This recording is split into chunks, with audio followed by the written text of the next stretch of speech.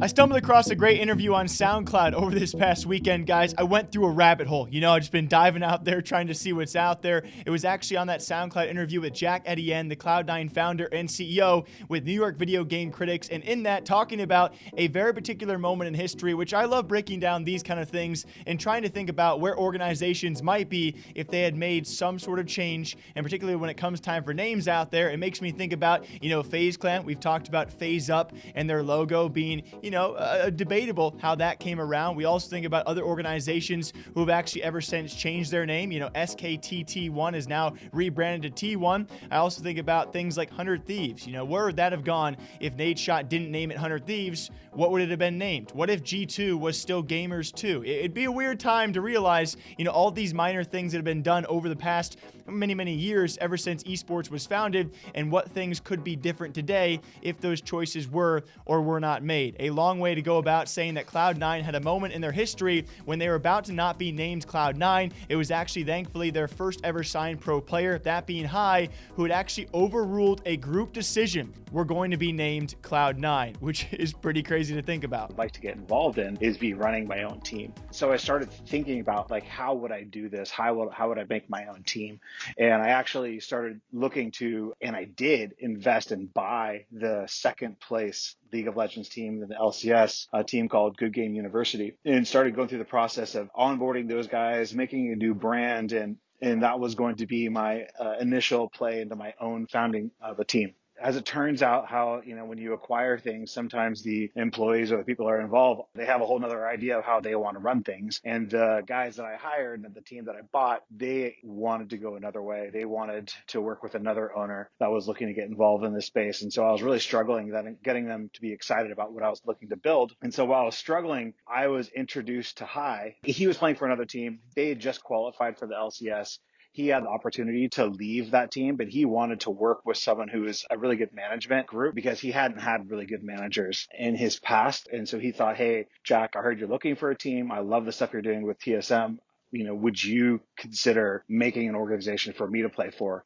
So I had the situation where I've got 5 guys who were really not happy about what I was looking to build, and they wanted to work with somebody else. It wasn't a personal thing with me, but they really wanted to work with somebody else. And I had High, who I saw his team when I was helping run TSM. I saw practices of High's team versus my team, and I knew how good his team was, and that that they had a really strong future ahead of them.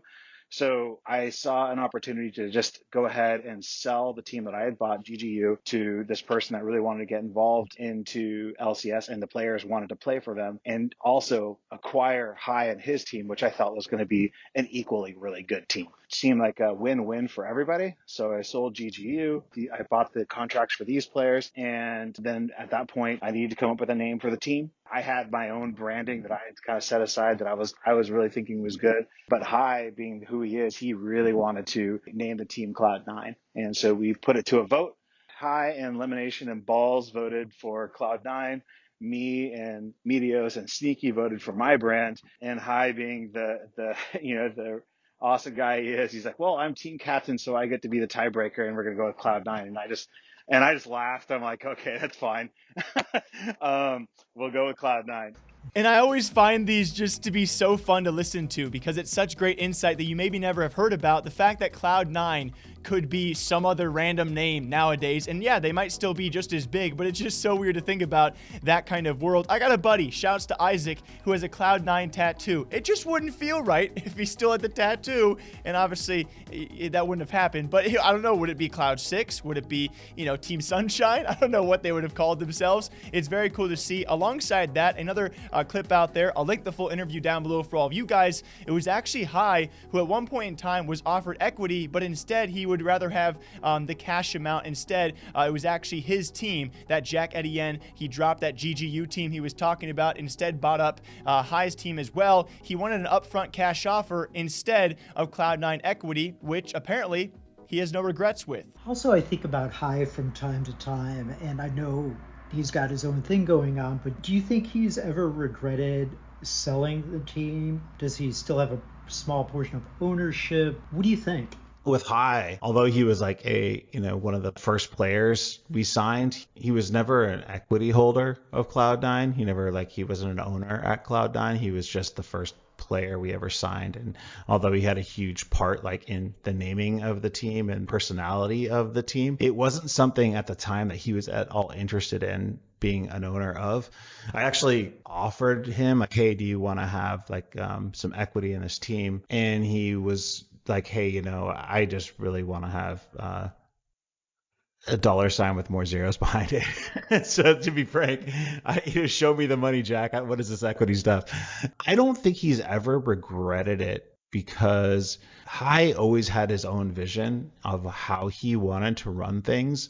I don't think he was ever comfortable to necessarily, I don't think he wanted to negotiate on how he wanted to do things. He saw things the way he wanted to do things, and I totally respect that, because that's how I am too. So we're very similar in that we both had our own ideas of how things should be run. So I don't think he really has regrets. I've never asked him that, but I don't think he has any regrets, because he's doing what he wanted to do without being beholden to anyone else. And I think that's what matters to him.